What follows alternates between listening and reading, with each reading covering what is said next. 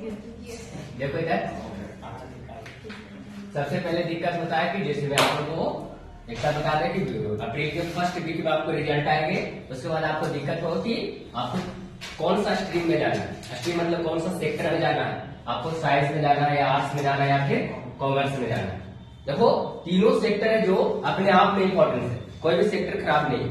Answer में तो 10 के बाद कौन कौन से विषय रखे, कौन सा विषय रखे कि आपको बेहतर हो। तो कुछ साइंस में विषय लिखे हैं, आर्ट्स में है और इधर कॉमर्स में। ये आपको साइंस में कौन कौन से विषय आपको पढ़ने पड़ेगा वो जरा ध्यान दीजिए। ऐसा नहीं कि इतने सारे सब्जेक्ट विषय लिखे हुए हैं तो इतने सारे आपको रखने पड़ेंगे। ध्यान से देखिए, साइंस अगर लेते हैं तो मैथ्स, फिजिक्स, केमिस्ट्री और बायोलॉजी आएगी। ये तीनों में से आपको अगर मैथ ऑनर्स रखते हैं तो मैथ ऑनर्स रखिएगा तो मैथ पढ़ना पड़ेगा, फिजिक्स और केमिस्ट्री। ध्यान सुनो, इधर 3 विषय रखना पड़ेगा, इधर में भी 3 विषय, इधर से भी आपको 3 ही विषय रखना पड़ेंगे। चाहे आप साइंस से रहे, चाहे आप आर्ट्स से रहे, चाहे आप कॉमर्स से रहे, ये दोनों तो आपको पढ़ना ही पड़ेगा। हिंदी और इंग्लिश कंफर्म है कि आपको 100 अंक के अर्थात 200 अंक के आपको पढ़ना पड़ेगा, 200 अंक को पढ़ना पड़ेगा। अर्थात चयन कितना विषय करना है, 3 विषय। चयन कितना विषय करना पड़ेगा, 3 विषय। अर्थात अगर मैथ रखते हैं तो मैथ, फिजिक्स और केमिस्ट्री पढ़ना पड़ेगा। अर्थात इसको आप लोग किस नाम से जानते हैं, PCM, फिजिक्स केमिस्ट्री मैथ। अगर आप बायोलॉजी रखिएगा, अगर बायोलॉजी रखिएगा तो बायोलॉजी, केमिस्ट्री, फिजिक्स और हिंदी इंग्लिश तो आपको रहेंगे ही। अर्थात इसको बोलते हैं PCB। इतना होता है कि कुछ मतलब एक्स्ट्रा सब्जेक्ट रख लेते हैं जिसमें रख लेते हैं क्या, बायोलॉजी में मैथ। अर्थात PCB बोलिए या PCBM हो जाते हैं। अगर बायोलॉजी रखेगा तो मतलब 3 विषय ही जुटेंगे। अर्थात अगर मैथ रख लिए हैं और बायोलॉजी और मैथ में मैथ का मार्क्स ज्यादा आ गए तो आपका रिजल्ट किससे होंगे, मैथ से। अगर बायोलॉजी से आए हैं, बायोलॉजी ज्यादा मार्क्स आ गए, रिजल्ट किससे होंगे, बायोलॉजी। आंसर में आगे आपको इतना बोले कि कौन कौन से विषय आया तक मैथ रख लिए और बायोलॉजी रख लिए, क्या क्या बनेंगे सर, तो ज्यादा चांस क्या है। अगर मैथ रखेंगे तो इंजीनियर की तैयारी करें, जिसको आप IIT के नाम से जानते हैं। अगर आप बायोलॉजी रखें तो किस सेक्टर में जाइएगा, डॉक्टर के सेक्टर में, जिसको आप लोग नीट के नाम से जानते हैं। ये निकालेगा था 2 जॉब इधर हो गए। आगे आपको इसरो या फिर नासा में भी जा सकते हैं, अर्थात साइंटिस्ट का ही आपको होंगे। उसके बाद आपको साइंस टीचर अर्थात, ठीक है। अर्थात मेरा भी सेक्टर यही है, साइंस टीचर या फिर आगे चल के आप प्रोफेसर का भी बन सकते हैं। चाहे आप चयन साइंस कीजिए, चाहे आप चयन आर्ट्स कीजिए, चाहे चयन आप कॉमर्स कीजिए, आपको गवर्नमेंट जॉब, SSC, रेलवे या फिर बैंकिंग या अदर गवर्नमेंट जॉब की तैयारी कर सकती हो। लेकिन दिक्कत ये होंगे कि अगर आप साइंस चयन किए हैं तो टेक्नोलॉजी यानी कि टेक्निकल का जो जॉब आएंगे केवल साइंस वाला ही बच्चे बढ़ सकते हैं, आर्ट्स और कॉमर्स वाला बच्चे नहीं बढ़ सकते। किस जॉब में जो टेक्निकल आते हैं, जैसे में रेलवे वाला है तो टेक्निकल का पोस्ट हो, जैसे में NTPC आते हैं उसमें टेक्निकल का पोस्ट होते हैं, तो केवल और केवल कौन भरेंगे, जिसका मैथ, फिजिक्स, केमिस्ट्री या बायो उसका ऑनर्स चैप्टर हो, सॉरी विषय हो। आगे आपको ये आपको हो गया साइंस का। आर्ट्स वाला जरा देख के देखिए बुखार लग रहा है। आर्ट्स में कौन कौन सा विषय पढ़ना है, सबसे पहले तो हिंदी और इंग्लिश 200 अंक का रख लीजिए। बचा कितना विषय, 3 विषय। इन सभी विषयों में से कोई 3 विषय ही चयन करना पड़ेगा, ना कि इतने सारे विषयों को अध्ययन करना पड़ेगा। अर्थात सबसे ज्यादा बच्चे को पहला, दूसरा, तीसरा ही करके निपट जाते हैं, या फिर जिसको इकोनॉमिक्स नहीं समझ में आते वो पॉलिटिकल साइंस रख लेते हैं। देखो जिसको इकोनॉमिक्स समझ में आएंगे इधर चयन न करेंगे। अर्थात चयन कौन कर लेते हैं, मतलब हिस्ट्री, ज्योग्राफी और पॉलिटी।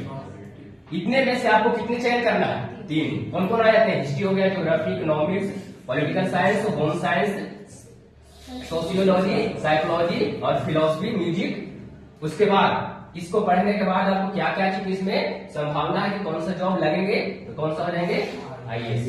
उसके बाद IPS अर्थात BPSC और UPSC का तैयारी करके इधर जा सकते हैं। उसके बाद जर्नलिस्ट मतलब कोई पत्रकार होते हैं वो बन सकते हैं। आगे आपको है आर्ट्स का टीचर, उसके बाद प्रोफेसर, उसके बाद गवर्नमेंट जॉब। जिस तरीका से आपको इधर SSC, रेलवे और बैंकिंग की तैयारी कर सकते हैं, इधर भी कर सकते हैं। ये तो हो गया आपको आर्ट्स का। अगला आपको है कॉमर्स। कॉमर्स में कौन कौन से विषय आते हैं, इसमें SC बोलते हैं, जिसको अकाउंटेंसी बोलते हैं, बिजनेस स्टडी कर सकते हैं, इकोनॉमिक्स अर्थात मतलब ये सारा आपको विषय है। उसके बाद इंटरनल सी, उसके बाद CA बन सकते हैं।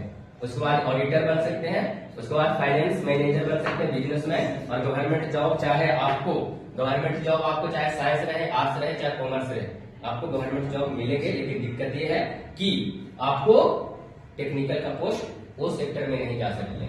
आगे आपको कहना ये चाह रहे हैं कि साइंस, आर्ट्स और कॉमर्स, अगर चयन आप आर्ट्स और कॉमर्स कर लिए, लाइफ में कभी भी इस सेक्टर में जाने का आप इच्छुक नहीं।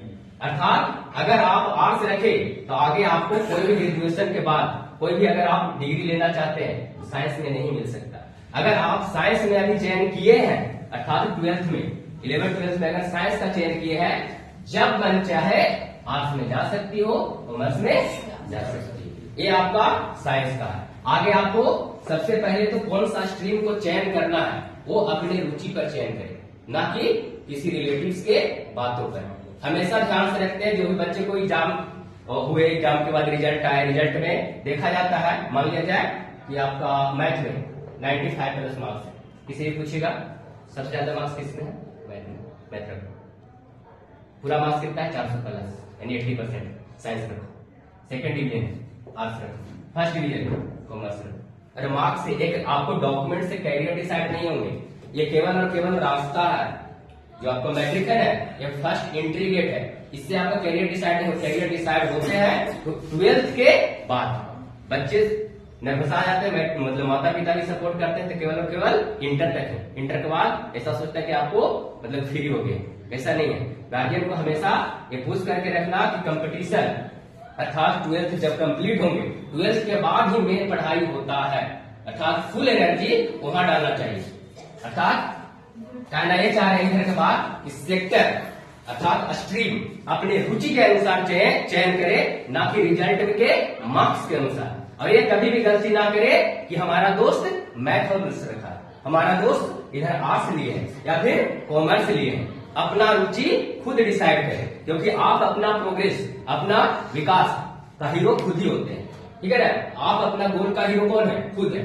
जब तक टीचर और माता पिता क्या है, वो केवल केवल आपको सपोर्ट कर रहे हैं।